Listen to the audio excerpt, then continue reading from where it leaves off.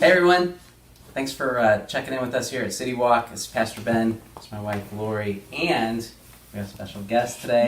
Yay, Jim and Lisa! Yep, people we love, Jim and Lisa Saxer, who actually, if you don't know this, you're not familiar with City Church or some of our history, they were actually on the groundbreaking to start the church from their kitchen years ago. So Lisa's involved very much with our kids ministries, and Jim as well, along with many of the other things that they do for the church. So we want to talk a little bit about going back to school and the dynamic that is for parents and teachers and especially kids today, and where everybody's at. Jim actually is a superintendent of a school district, and he has spent months covering every scenario, every option that might take place, because still so much was unknown and remains unknown today. But I thought Jim would have just a great perspective just to share a little bit about what's happening possibly in your school district, what you're seeing throughout the state, and how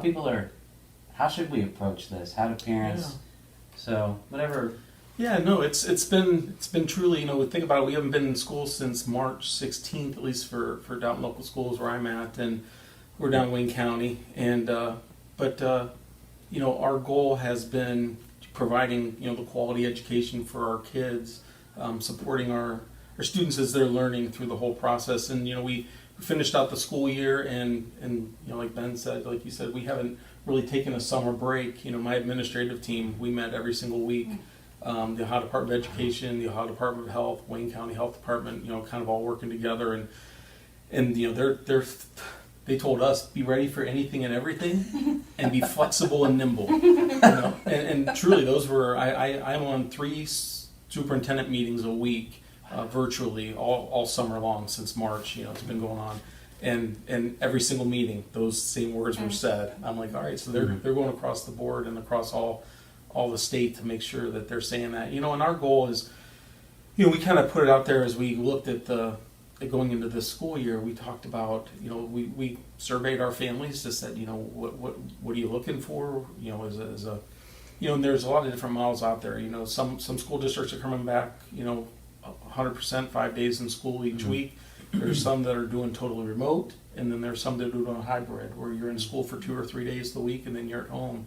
And our families, kind of as we went through and surveyed our families, they basically said, I need our kids to be in school, and I got to go back to work, and I don't know how I can have my child be at home and me be at work. And so we really, as we looked at it, came up with, at least for our school district, 2 models. One was going to be, you could be totally remote at home, or you could be in school. And so we've done pretty good. Our goal has always been try to communicate with our families and our communities what's going on.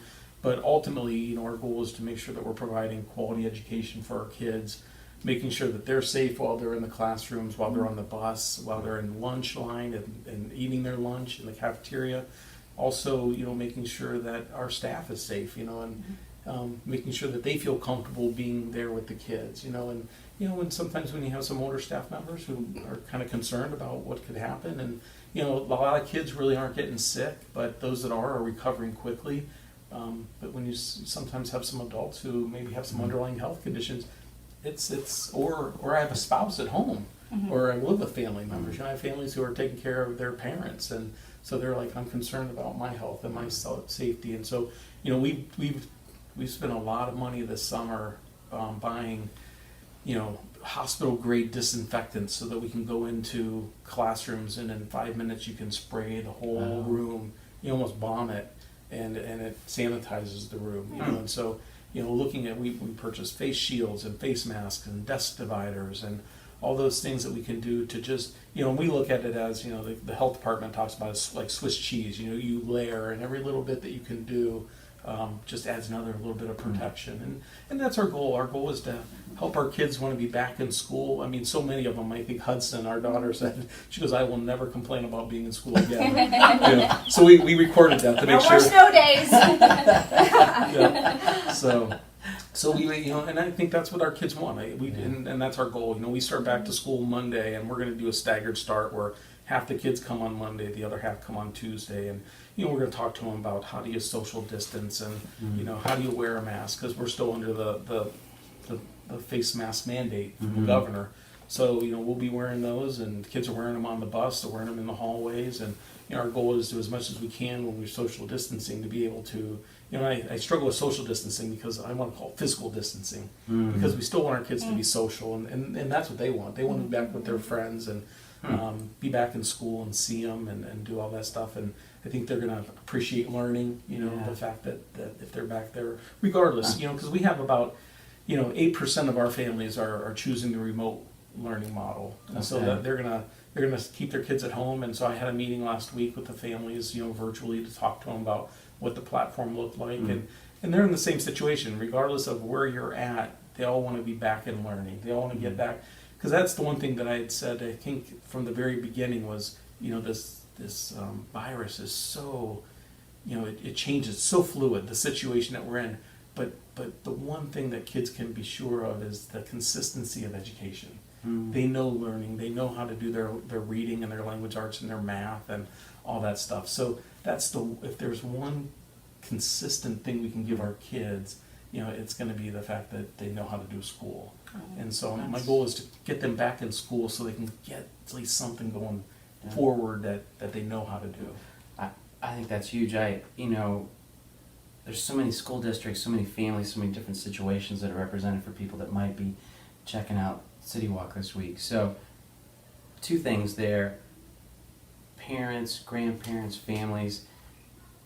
One of the things that's been lacking, even one of my own family members said, I need to go back to school because I need that structure in my life. And so, as you're working within your own family unit, the dynamics are so different for everybody. Some schools are not going back in physical capacity at all. So, work to pray, just say, Lord, give me wisdom. How can I bring some structure and normalness back to our family and my kids at this time?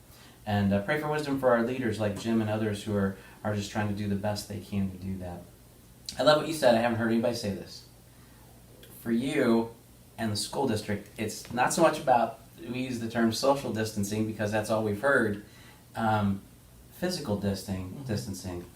But the social aspect is so missing.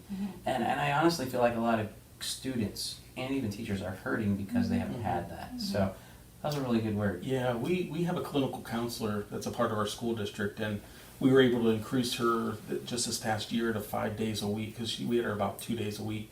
And it was amazing. She was so busy the last, we were out of school since March, so she was very busy meeting virtually with so many families and so many students that she had never met with before. Just the impact of being at home and everything going on. And you don't know what different situations are with different families. And that's the hard thing, being a school district and trying to meet the needs of all kids. I had some families who would email me and say, you're not giving my child enough work.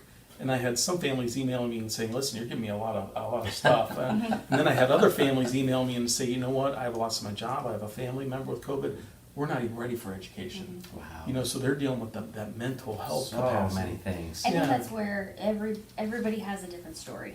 Everybody has a situation or a story, and I think that's where it's being sensitive to all of that, being understanding about where we are and right now. And I think we miss having even here, when you start thinking about our church kids, all those things too, is where are we at with that too? And so Lisa, maybe you could share. So we miss you kids. We can't wait for everybody to come back and get started. And I know it's been a long time. We've been praying, when the right time is to come back. And with Jim, in school and everything, he can kind of encourage me to tell me what they're doing. So we're going to bring the kids back. We're going to try, when the weather's permitting, we'll go outside. If not, we'll come in here.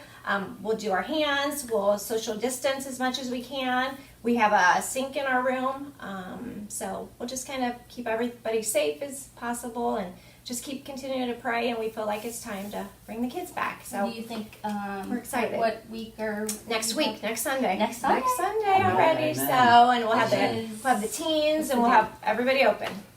What is the day next Sunday? What's last? I thought we were going first in.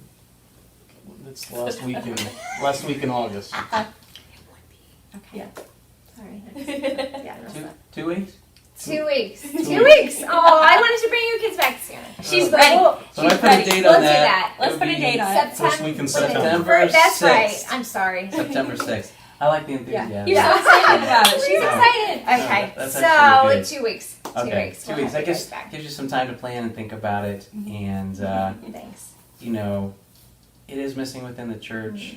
And we had a little one say to her grandparents last week, said, "Man, I got to go back to church because I miss it and I need to learn more about Jesus." And out of a little one, that's a powerful thing right there. So we'll look forward to having some of our little ones back with us. We encourage you, if you're not comfortable with that, we understand. But if you're thinking about it and you haven't done it yet, we do encourage you to pray about it. Come back, be a part of it. I know that God will use it. And just want to share a quick scripture here as we close. Proverbs chapter 22, verse 6. Proverbs is a book of wisdom. It says, "Train up a child in the way he should go, and when he was old, he will not depart from it." And the foundation that happens in a child's life, to hear the truths of God's word, and most importantly, Jesus' love for them, is priceless. Life can take us all different directions, but I do believe that it never goes void.